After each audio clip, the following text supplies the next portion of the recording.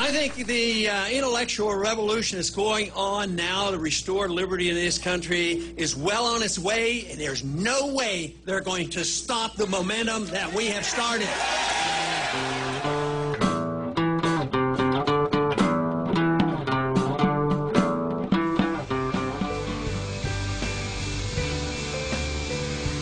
Man, can you believe what the media does to Ron Paul? It's crazy. Like the one time when he had a crowd of 8,000 and the same day they asked where he was.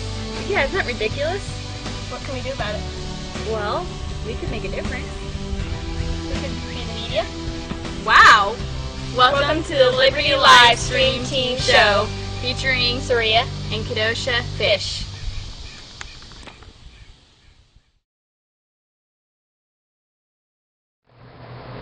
Hey everyone! Welcome back. It's been a few weeks since we've been on. We had a lot going on in Tampa, and last week we were tired and didn't want to do anything.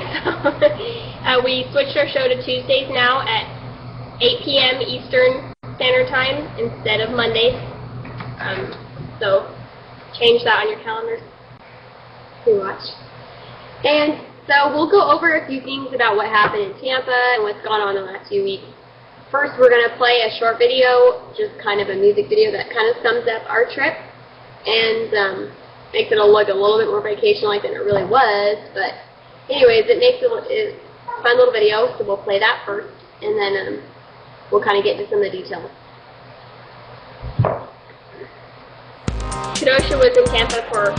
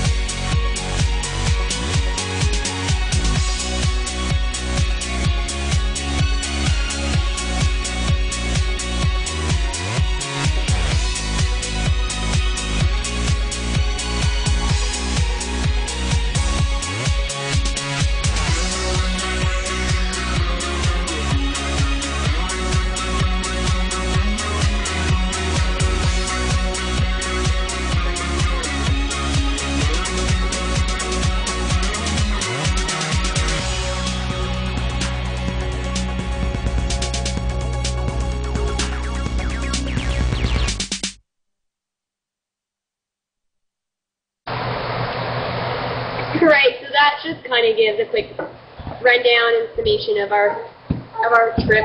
I just lost the screen. I'll go over a little bit of what went on. I was there for 2 weeks. I had to go down a whole week prior to the convention to be on the Committee on Contests.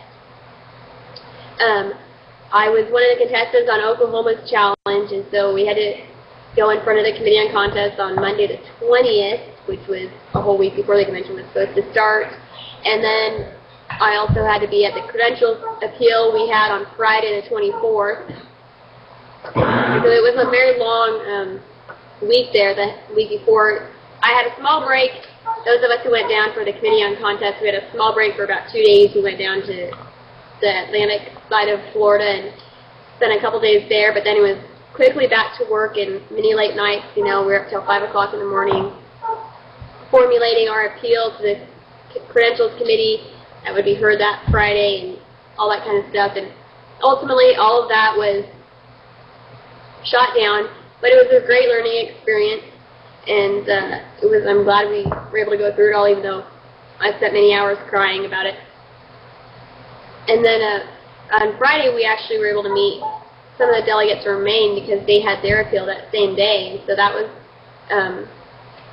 the highlight. And we were also able to meet Jay from Nevada, who was the only one who stood up for Oklahoma's contest. Then we had the Paul Fest Friday and Saturday, and Suriyah and some of them live streamed the Paul Fest those 2 days. I didn't do much other than run around and get stopped and said hi to by people who recognized us or work with the delegates. There was a lot that was going on with the delegates and our coordination and all that, and so I was really glad I was able to be down there and be involved in all of that. You know, we all had each other's backs. Everyone was trying to get Maine seated, and likewise, people wanted to do all they could to get Oklahoma seated. Even, you know, we were talking about credentials, amendments, and all that kind of stuff. Looking back, it seems funny that we would even expect that from this kind of convention, but I mean, it was a convention, so we thought a convention would happen, not a coronation, you know. And so it was a rough time with all that coordinating stuff.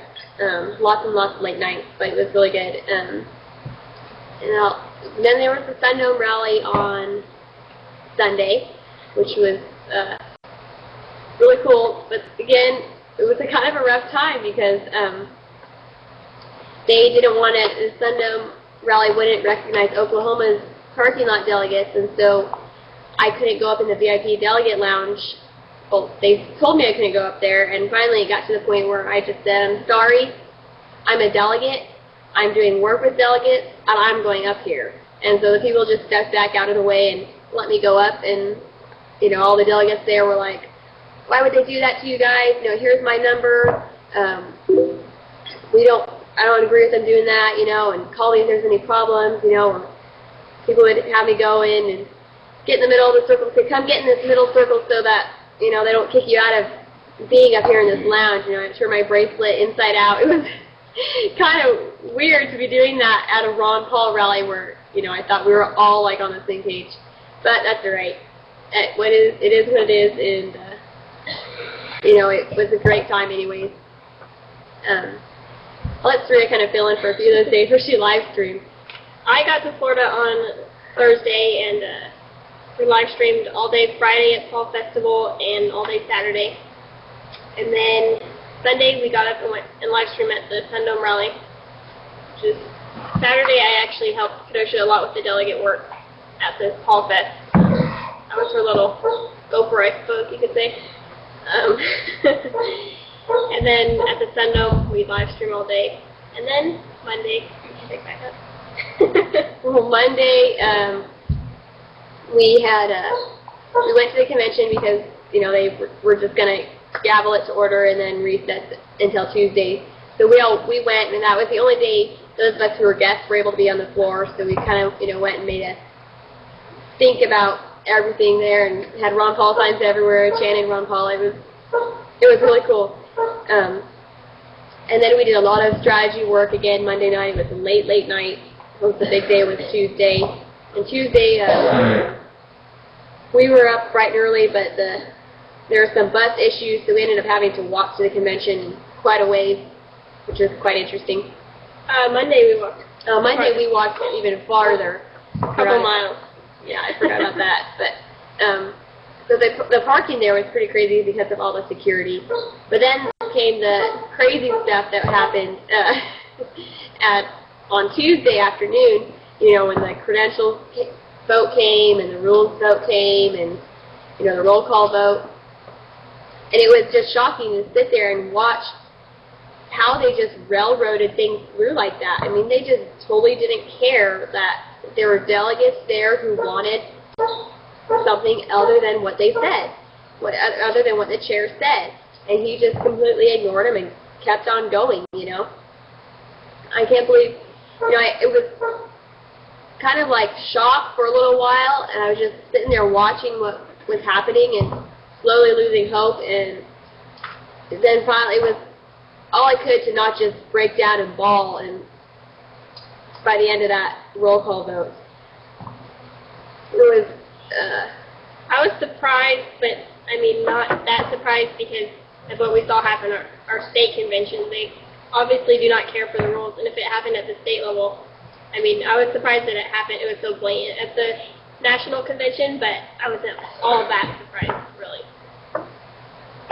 What was more surprising to me was just the fact that, not surprising, but it was just amazing to see the complete cheating and shame that the Chairman Previous did, and that Speaker Boehner did. I went out into the hall after the roll call was over, and I was talking to some women when we were in the bathroom, and I was just like, I was fed up.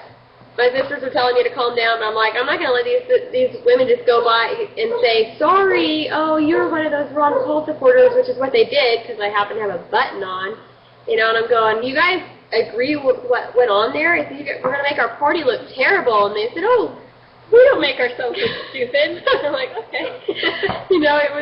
It was really crazy, but we continue on, and so that night, it was pretty disappointing what we saw, but then afterwards, when we went to Whiskey Joe's, and we were all there together, it was really invigorating and inspiring. I'm glad we were able to get together, and we had that spot like Whiskey Joe's, and we could all be, hey, tell me about that. What, Whiskey Joe's? Yes, Whiskey Joe's was so cool. After such a long day, Monday night, I was so tired. We had some people, delegate meetings, but I don't think I'd ever been that tired in my life. So I wasn't paying attention much. And then Tuesday, it was, a long, horrible day at the convention. And we went to Whiskey Joe's afterward, and that was really inspiring. To just have so many people that all thought the same thing, even after, we had been, quote, defeated and completely cheated out of the convention. It was very cool to see everybody, pumped up to just keep on going and not give up very easily. So the next day we went in to the convention and sat through the Ron Paul Tribune and Rand Paul's speech, and then we all walked out with Maine chanting, as Maine goes, so goes the nation. And it was really neat again to be a part of that, to see how we all just came together after such a hard blow on Tuesday. I think their establishment would be kind of disappointed, like they were probably hoping we would just go away and, be discouraged by everything that we went through, but no, it made us all go, oh really? Well, if we're going to do this now, we're all going to come together. And we chanted for a long time inside, and then we walked outside, I don't know how far, but until we came to a cement barrier, and we all hopped in and then went to our cars. we took it to the end of the security barricade there, and just putting it off as, we're walking to our cars, as everyone was saying, as the security was questioning us as to what we were doing, this big mob out chanting. Yeah, chanting with no one around. I don't know why we kept chanting out there with only security guards, but I think it just was the mental feeling of being together with it all. And then Thursday we had the press conference and for the grassroots which is a huge success. Those guys who put that all together kudos to them for doing that. It was a big success, and hopefully we made a statement for some, But after that, we didn't stay till the RNC, so it was kind of, we were done for with that. So we just went down to one of Oklahoma's houses that some of our delegates were staying at and partied till late into the night. So that was. We actually had a birthday party for one of our Oklahoma delegates, and we had a sign-in sheet kind of thing, and there ended up being people from 33 states there. So that was pretty cool. With over 225 people who came throughout the night. And I heard the lights got turned out at 4 o'clock. I left around 2:30 or 3. So it was another late night, and really good though. So Friday was really our only day that we actually spent any time down doing anything like as a vacation, quote unquote. It was just more of a break before we had to take a long drive home back to Oklahoma. So, which it wasn't meant to be a vacation. It was meant to get down there and get work done, which we did what we could. So that kind of wraps up Tampa. There's so many different aspects of things that we could talk about with what happened there and all those kind of things. But I think we need to work on what we need to do next and where we need to go from here. And a lot of people felt like giving up after Tampa. We're not one of those. We said, oh really? We're gonna do this? No, we're gonna fight harder now, and we're gonna keep on going even stronger now. And so we're gonna stay involved in the party and keep working hard in the party. And we have our state chair coming over soon to our house to talk about things, and we're gonna make our voices heard.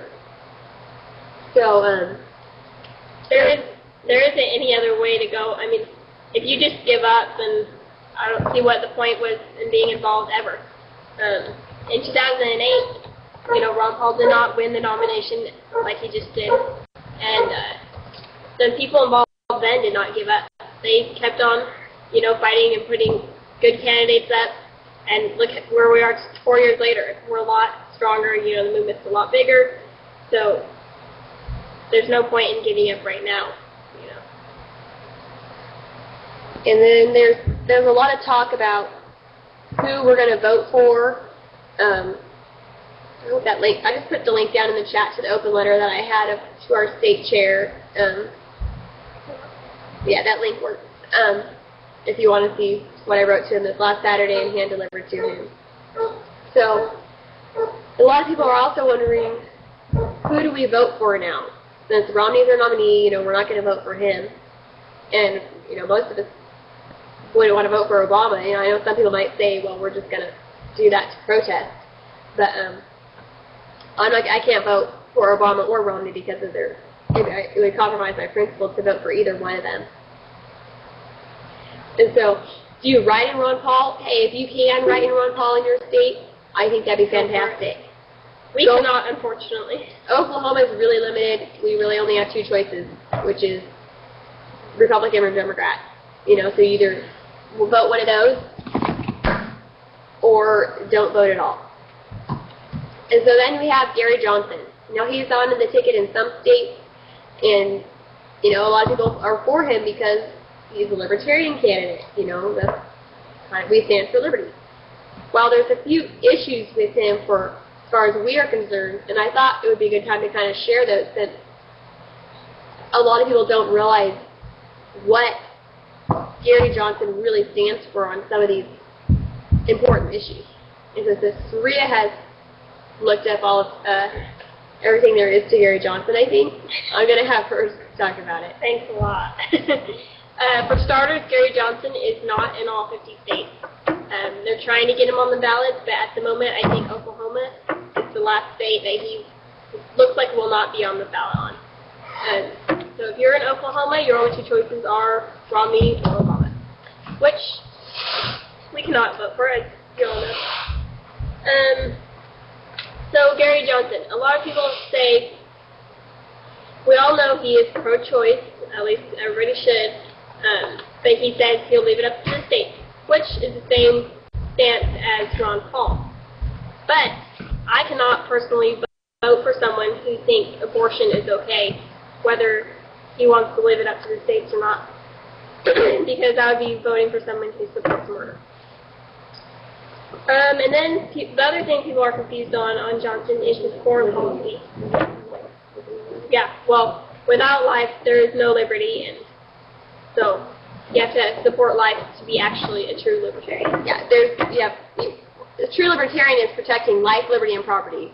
Without those three, you don't have any of them at all. So you have to support all three of them, in my opinion. And abortion is not a presidential issue, I agree. I think it should be left up to the states, according to the Constitution. If I were to go off of what I personally think, I think it should be made federally illegal. But that won't get anything accomplished. And it is to be left up to the states, but I cannot vote for somebody who thinks abortion is okay. On to Johnson's foreign policy. A lot of people think he is like Ron Paul. He is not like Ron Paul. He thinks we should end the wars in Afghanistan, but then he says that we should leave some bases open because since we already have bases over there, might as well leave some open for drone strikes and drone the. Let's see. Let me look at my notes. He thinks we should be able to drone the Pakistani and people of Yemen because we can, even though he says it creates more enemies than they kill, which makes no sense at all. He also thinks we should invade Afghanistan to go after the terrorist leader Joseph Kony, which the United States has no business being in Africa, and it would just most likely start another war like we did in Iraq and Afghanistan, and we'd be over there, people dying for no reason. So, to sum it up, we will not be voting for Gary Johnson because of his foreign policy and his stance on abortion. And that's pretty much about it. And for Guantanamo Bay, I'm not sure of his stance on that. His whole foreign policy is very, very shaky. He says he is a, pro-peace, like Ron Paul candidate, but if you really look into it, he is not. His website does not have much info on his foreign policy except for the Afghanistan war. So I went around and researched him elsewhere to find what I could, and his foreign policy is very, very shaky. He says he wants to end the wars in Afghanistan, but he also says he wants to leave bases open to drone people, which is completely stupid in my opinion. Yeah, he wants to phase out drones. I mean, all drones need is just to be stopped completely. No, but he wants to leave bases open exactly in the Middle East. He says the United States belongs in the Middle East. I don't think that's somebody we want to vote for. No, he's someone who is wishy-washy on the foreign policy and isn't simply, Ron Paul's foreign policy is pretty strong, and we know exactly where he stands. Gary Johnson is not, and so we don't want to vote someone in like that who would be a commander-in-chief and then just go as to whatever they want. Just look at our commander-in-chief right now. He said stronger things than Gary Johnson is saying from what I have seen about bringing our troops home, and he has gone completely against that. So somebody asked him, not me, somebody asked him if, since we already have bases in the Middle East, what he thinks we should do to them. And he said, perhaps leave them open. So his answers to all the questions are not sound at all. We all know Ron Paul has a very sound and very strong foreign policy, and Gary Johnson does not match up. So it's how someone votes is up to each of their personal, opinion and their conscience. But we felt it was kind of important to kind of share some of these facts because for some of us, the reason why we support Ron Paul is because of principle. And so voting for Gary Johnson, Obama, or Mitt Romney is compromising on principles, and we can't vote on more than one account on all three of them. And so we can't vote for any one of those guys. Well, a lot of people say Gary Johnson is better than the other two. On some things, yeah, I would have to agree. But if you start voting for somebody just because they're an upgrade than the other person, then you start compromising on your principles, and then you start becoming part of the problem that has gotten this country into a whole mess. A lot of people call Gary Johnson the lesser of three evils. Yes. But if you're going to start voting for someone because they're the lesser of the evils, that means they're still evil.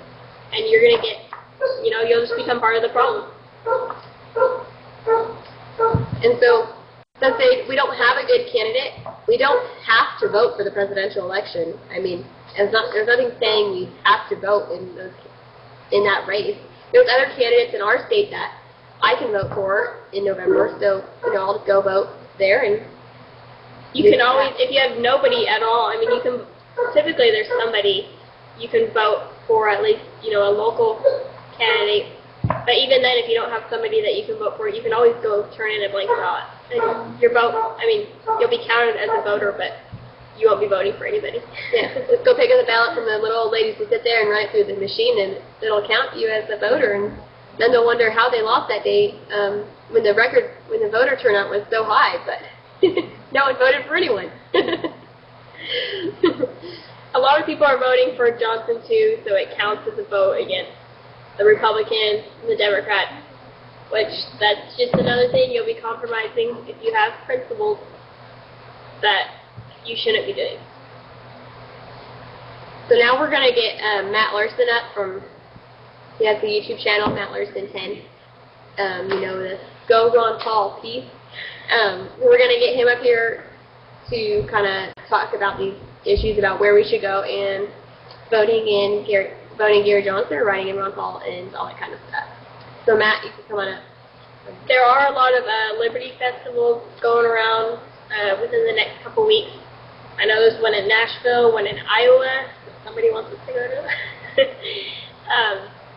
So look into it, and just if there's a Liberty festival in your area, make your way to it.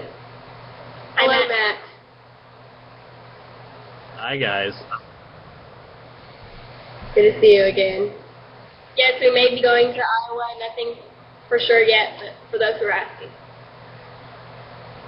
Am I loud enough, or am I kind of quiet?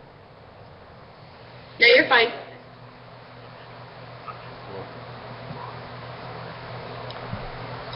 So what's up?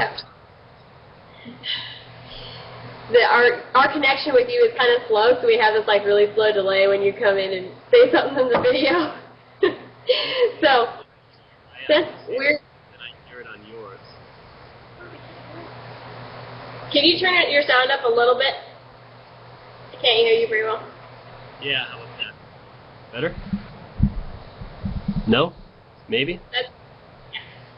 Okay. Good. Cool. Okay, so kind of discuss where you feel we should go next in the Liberty Movement.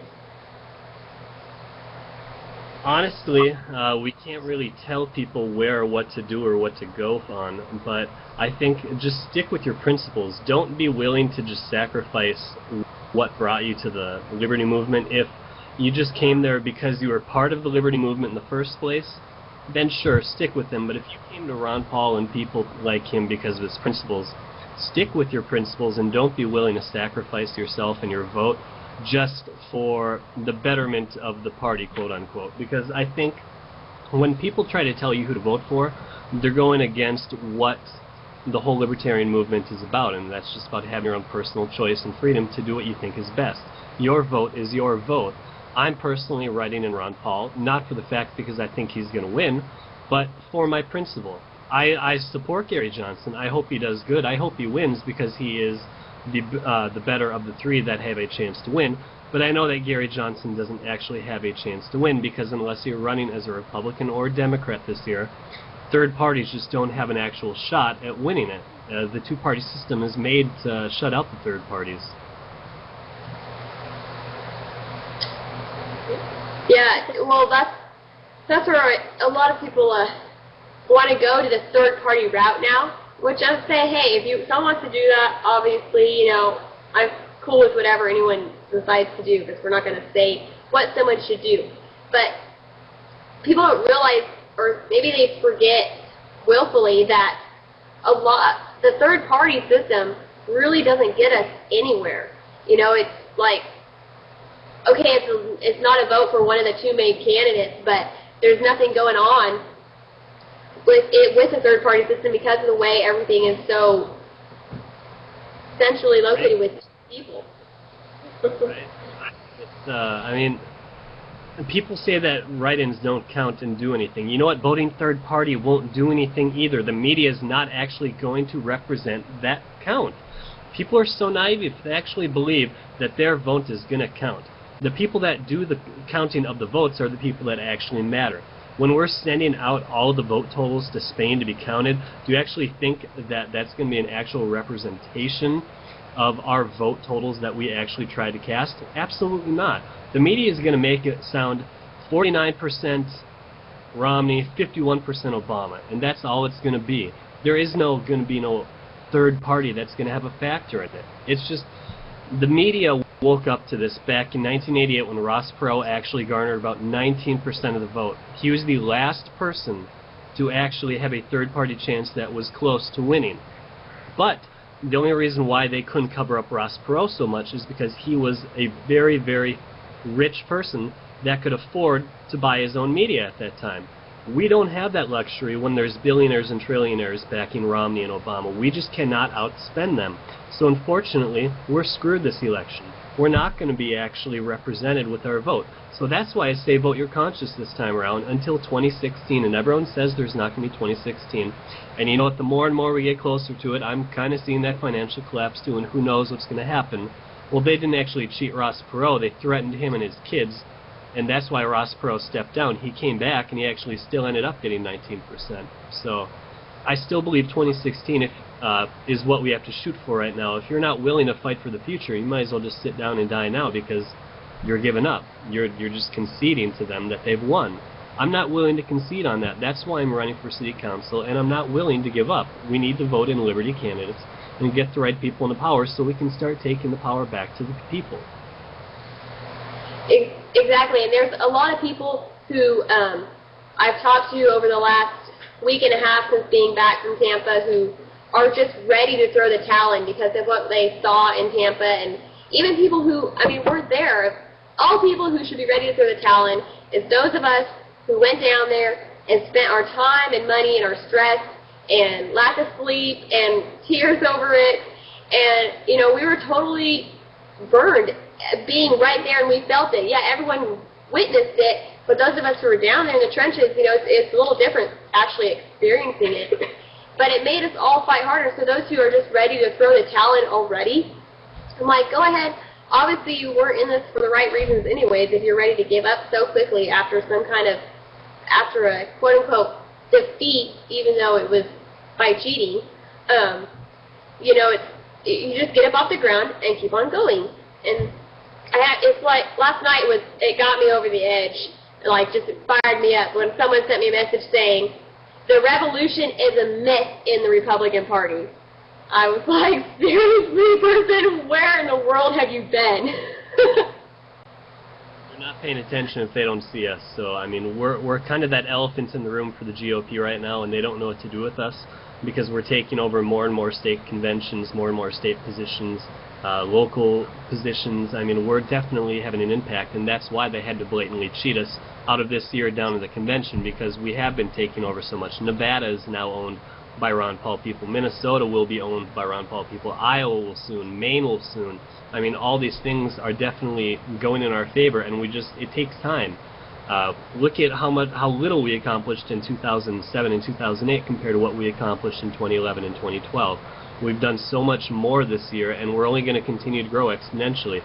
We can't let this year's election fracture us and divide us into different sects, whether we're the Right and Liberty Party or do that. We can vote for whoever we like this one, but we have to keep the same message. After 2012 and these elections are done, we have to all come back together again, rally behind whoever the best candidate is, and go for it then. But not a year or two before the election. We need to do it the day after the elections. As soon as we find that candidate that we want to run, we push him to run, and we try to get him to go for it. I mean, if we show someone that they have enough support and money behind them, of course they're going to want to do it. Because that's why They want to represent the people because they have that philosophy of being a statesman and not just a representative, not a congressman or a senator. They actually want to be a true statesman. Yeah, and that's a lot of people. There's some states that people don't even realize that we've actually won in, like Nebraska. They didn't win the delegates there, but they've won 60% of their state executive committee. Or Virginia, he had 50% of the delegates at the RNC, but they also won like 75% of their state executive committee. And so that's where it really makes a difference. And people who may not really be involved may not see that exactly. So it can easily be defeating, discouraging. But like you're saying, we have to stick together as a unit because that is what has made us have such success as it is because we are one unit, even though there may be people who we don't necessarily agree on everything or the way it all should be done in the movement, but the ultimate goal is getting in liberty-minded candidates, whether it's at the party offices or the national level or state level or city level, whatever level it might be in. If our goal is always the same to get in liberty candidates, then we can really make a difference like we have and continue to. And if there's nobody running in your area, that you think is a liberty candidate, then get up there and run yourself. There's, educate yourself, and it all starts at the precinct level. If you can be your own precinct chairs. I mean, there's nobody in our precinct, I don't think. That's where it all starts, and then you can take over your county and then your state. What was that? What I was going to say, it's definitely just become involved. I mean, when we start winning these different chairs and positions, it's going to be harder and harder for the GOP to screw us over in the next election. And until we get that such clear majority, we can't really run third party because we're not going to have the numbers in the media to be actually represented. I know that we'd love to go third party and run libertarian, but I believe right now that it is time to actually stay within the GOP and fight it from within. Get the right people into power, just like in Alaska and all these other states. We need to get the right people into power so then at least they can protect us from the fraud. Honestly, I do still believe that we are the minority of Americans that are awake to the full message of Ron Paul and liberty and what some other people carry. But if we get inside the GOP and we actually get one of those people nominated because we've pushed hard enough and we've woken up enough people in the GOP, then they're going to have no other choice but to just completely support that candidate because the people in the GOP, for the most part, are the sleeping masses, and they'll support anyone that has an R next to their name. They're dumb enough to where they actually think that Romney is a Republican. He's a fiscal conservative Republican. I mean, if they can fall for that, they can fall for anything. So that's why I think that we still need to do that, because until we get that complete, clear majority to run third party, we have to stay in with them until we can get a large enough number. Otherwise, we're just going to be stomped on like we have been the past 8 years. That's why, we had a discussion with our state chair on Saturday where he got pretty upset at me, and he was like red in the face and mad at me. And, but then he calmed down, because he's like, well, what am I supposed to do? Because I told him the convention wasn't just the success that he claimed it was. I said, you have to stand up for what's right. Just tell people the facts. Okay, you want to say it was a success because Romney's the nominee, whatever, even though I won't tell you that he got it by cheating, I won't go into all that detail right now, but yes, we have a nominee, even though he got it wrongfully, but at least tell people that there was credentials fights, that there was rules fights, and they weren't allowed really, and that this was done and that was done. Stand up for what's right in the party, and so people can actually see what's going on, and then that'll make a huge change over the long term, even if the neocons just realize that. Our national committee woman, our national committee woman came to our county and spoke last night about what happened in Tampa. We were all very, not sure what she was going to say, but she was very fair, actually, and just said what happened. She even acknowledged they were reading a teleprompter to, figure out who won the voice vote. And so we're all, very pleased with that. And she is by no means a Ron Paul person, but at least she was fair. you know. Right, and I mean, you can't force someone to support a person. I mean, if they honestly believe that Ron Paul is someone like an isolationist, you can't force them to actually agree with him. Now, if they'll give you a fair shot, that's all that really matters. I mean, if they listen to you and they'll give you a fair shake, there's not a whole lot more that we can do. Just like how we would love to see Ron Paul go beyond the Gary Johnson ticket. Okay, the majority of us would like to go see Ron Paul on the Gary Johnson ticket. I don't think that would hear everyone over to go and voting for him. But we can't disenfranchise Judge Jim Gray and all the other people that did go out and fought for him and voted for him and pledged money towards him. We can't do that. I would have loved to see it happen. I mean, don't get me wrong. If Judge Jim Gray would step down with the consent of all the other supporters and voters at the convention, I'd love to see Ron Paul run on the third party with Gary Johnson. I think that that would definitely solidify many more people voting for Gary Johnson. But again, then it still goes back to that part where I don't actually think that they're going to count our votes, and they're going to suppress us and lie about the numbers in the first place. So I don't think it really matters. Just do what you think is right, basically. Yep. Like the Texas State Chair, they had a great convention, and he was just a fair chair, you know. He wasn't biased, which is how every chair should be. They should not be biased either way. And their convention went very, very good, just because he was fair to everybody. So it doesn't matter if they support one person or another, you know, necessarily. When they're doing their job, they shouldn't be biased to Ron Paul or Romney or Santorum or whoever. Yes, Steve Ministeri from Texas. He rocks. He's their state chair and their convention chair. Yeah, he was quite amazing when we were down there. And I sent him an email when we got back and thanked him. I'm like, make sure this gets to Steve, and he sent me an email back. I have it, thank you very much, you know. He was really good, and, you know, I've heard he's, well, I won't say, but he was really good. And that's what every state chair should be like. I came back and I was saying, Oklahoma state chair could take lessons from Steve, because he just had, didn't take any sides, and just let what happened happen at the convention, and let people make points of order, let people, even a crazy delegate who said this crazy thing at the end of the convention, he let them, I don't even remember what he said, but he ran up to the microphone claiming it was a point of order, and it wasn't, and the chair let him say everything he wanted, without, you know, everyone laughed at him afterwards, but they didn't shut him off because he's crazy. So if every state chair is like that, then, well, that's when we have to take it over to do that. But well, if they shut down all the crazy people, then no one would ever have time to speak for Romney, because everyone would be shutting him down the whole time. So they do have to let the crazy people speak every once in a while. Yeah, really. And just every time we see our state chair, I think he says, I'm not expecting you to take signs for Romney. I'm not expecting you to campaign for Romney. I'm like, I'm not even here to talk to you about Romney, you know. Forget it about Romney and Ron Paul. Yeah, he's coming over, so we'll see how it goes. But all we want him to do is just be fair, you know. He was not fair at all at the convention. So.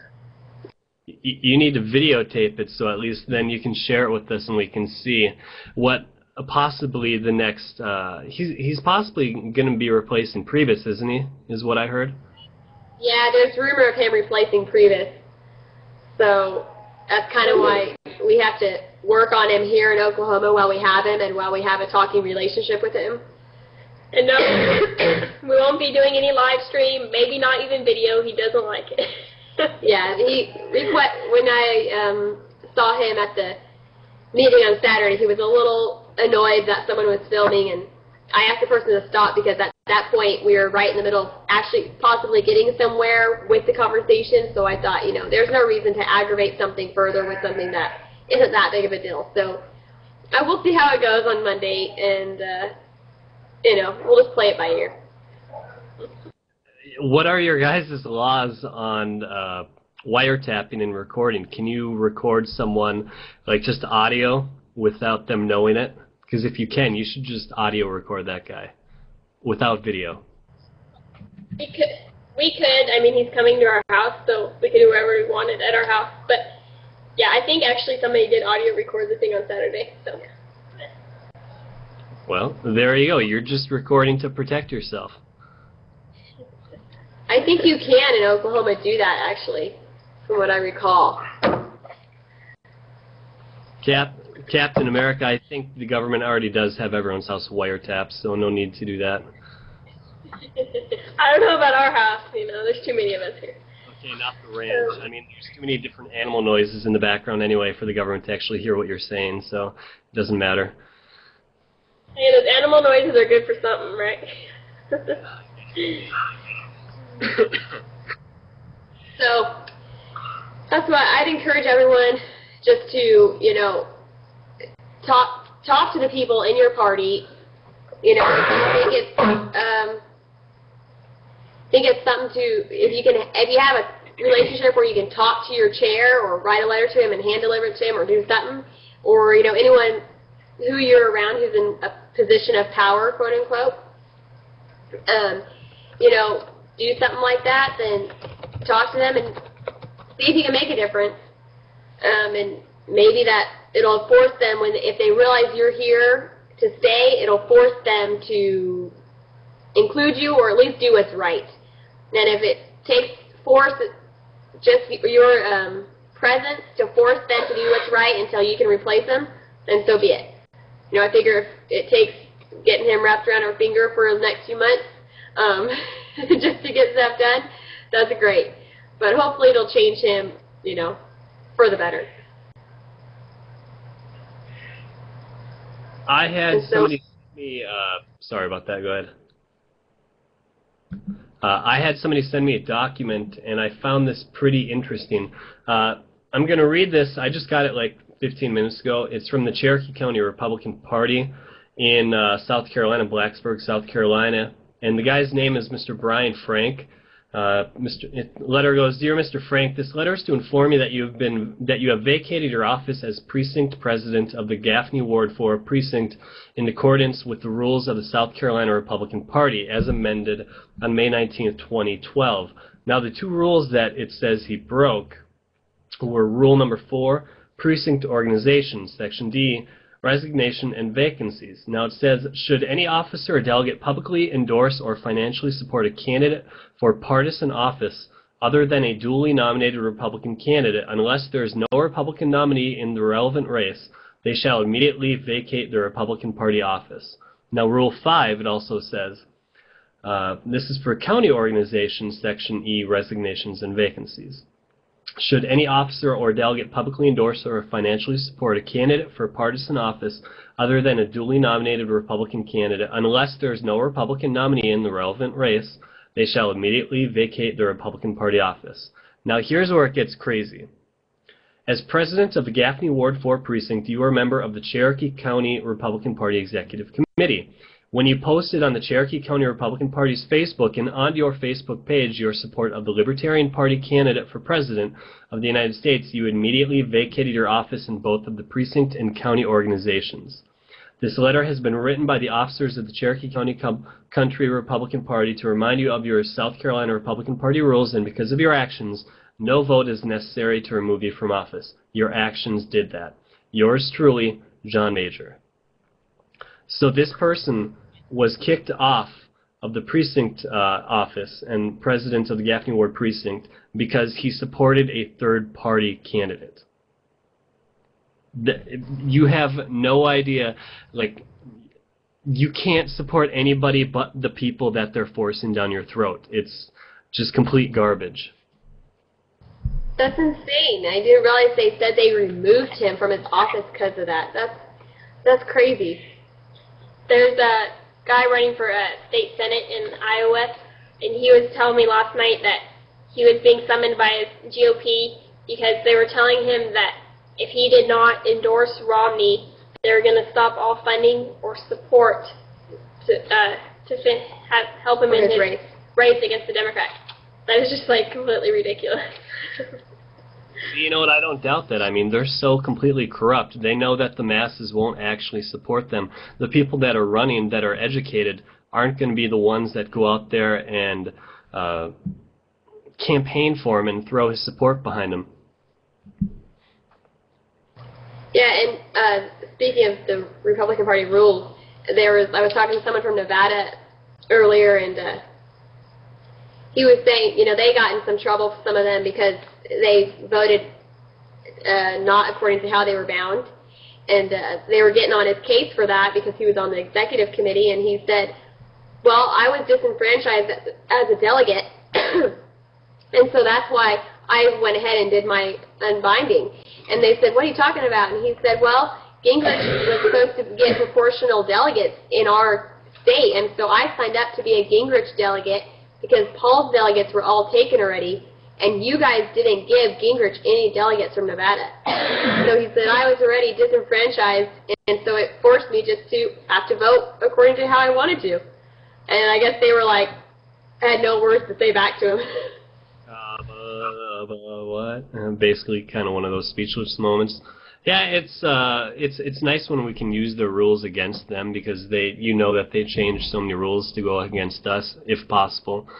Just like with the Rules Committee and all those things down there in Tampa, they definitely try to stick it to us.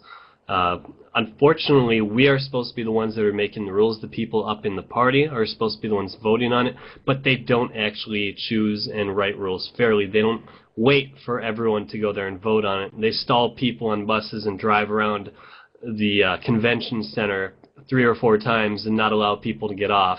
I mean, this is the party that we're fighting to get in. It's absolutely insane when you think about it. Why would we want to be a part of this party? But you have to if we want to ever change it. If we ever want to have a difference and actually have a real shot, we need to take over the GOP, and that's what we need to continue fighting for. Yep, that's exactly it. We have to take over the Republican Party, and instead of the revolution being a myth, like I was told last night, you know, the revolution is going to take over and has taken over the Republican Party in a bunch of states. And so we just need to hold people's feet to the fire and be involved and not compromise on principle. And if we can do that, and especially taking over those state committees, then we can actually possibly change the course of the politics of America.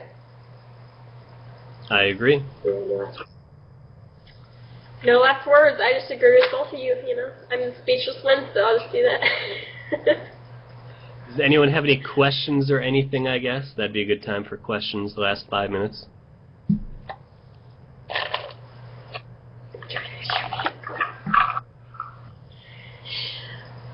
Joining the GOP is compromising principles, someone says. Well, the party platform stands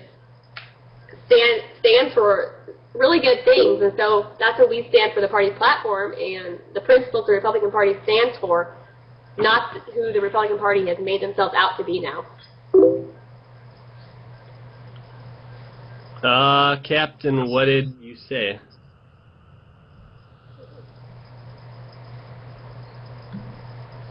And no, we should not spread out in between all the Libertarian Party, the Democrats, and the Republicans, because that would just weaken our movement. That wouldn't really get us anywhere. If we all stay united in the Republican Party and all fight for the same thing, then we can really make a difference. Yes, Matt is running for office. He's running for city council of, I don't remember the town he's in. Matt, what town are you in? Fergus Falls, Minnesota. Sorry. And so, I don't think you can. I don't think you can lose your spot as the precinct chair. That would be up to each state, you know, and what their party rules were. But it's downright stupid if you lost the spot as a precinct chair because of Stein. Oh, I was told to mention that Jesse Benton said he will not be joining the Campaign for Liberty this fall. I guess that's big news. That was very good to hear. A lot of people that had problems with him hopefully will continue to support Campaign for Liberty. I think that that's a very good organization. I think that for the most part they have been helping us, so I think that should be good. Yeah. Our blog and YouTube channel is all in the chat down there. Matt's YouTube channel is Mat Larson 10. I don't think it's in the chat. And there's the show after us. There's a show after us for Tom Garcia is up talking about hyperinflation preparation. So he'll be on in a couple minutes when we're done. Should be a good show. Are you going to say "Go Ron Paul" at the end of every video? Yes, I will. And actually, I've had people question me. They're like, "Ron Paul's out of it. Why do you keep saying that?" I'm like, "You guys are idiots." I don't say "Go Ron Paul" because I think Ron Paul's going to win. I say "Go Ron Paul" because it's literally like, it's the message. Go Ron Paul. Ron Paul is the message, not the body. I don't want Ron Paul's body to go. I want his message to continue. I have a T-shirt that says, "Go, I am Ron Paul." Am I actually Ron Paul? No, I'm Ron Paul's message. That's all it is. So, okay, people aren't idiots, but some of the people that question that, they're like, they don't get it. Well, that's what we told our state chair. We modified the Tampa rally shirts and so they now say, "I am a Ron Paul Republican," and that still gets underneath their skin. So. Yeah, he's like, Ron Paul's out of the race. It's not about Ron Paul. I said, but he stands for, the principles that we stand for, so I could say I'm a Ron Paul Republican. He didn't quite like it, but he understood. I have a link right here, too, for my city council run on Facebook if you want more information that way. You can just go on there and like it, and then if I have any updates or anything like that, you can check it out that way. It's fairly new. Also, I think I posted the website down below. I'm pretty sure I did. I'll do it one more time anyways, but that's the website for City Council. And basically, I think people should just model their websites when they run for City Council off that. You try to keep it as simple as possible, because people, if they get overwhelmed when you go to a big website and it has like 10,000 different tabs and 500 pages of just information on it. They want the basics, because if they want to know more, they'll go to the city council meetings and listen to what you have to say once they vote for you. Most people actually don't get that involved with politics, so you have to remain simple. So the simple-minded people that just vote mostly off of name recognition will think about voting for you. Well, we have about 1 minute, so I have to wrap it up here. Thanks, Matt, again, as usual, for joining us, and I'm sure you'll be on with us again at some point. There's another show starting in like 2 minutes, so we gotta go. Yeah, good. so See everyone later. Thanks for having me on. Sorry about the slow connection between us. Alright. Thanks, Matt. So we'll be on again next Tuesday, 8 p.m. Eastern Standard Time. We will have Eric Brakey from Maine. He's kind of the main delegation on, the spokesperson for the main delegation. So he will be on next week with us for an hour. So get your questions ready for Eric Brakey from Maine. And as always, since we believe in liberty and peace, we believe in the freedom of religion. So check out our church website also, atruechurch.info. And we'll see you guys next week. Bye. Liberty, peace, love, fear God. Ron Paul, thanks for watching.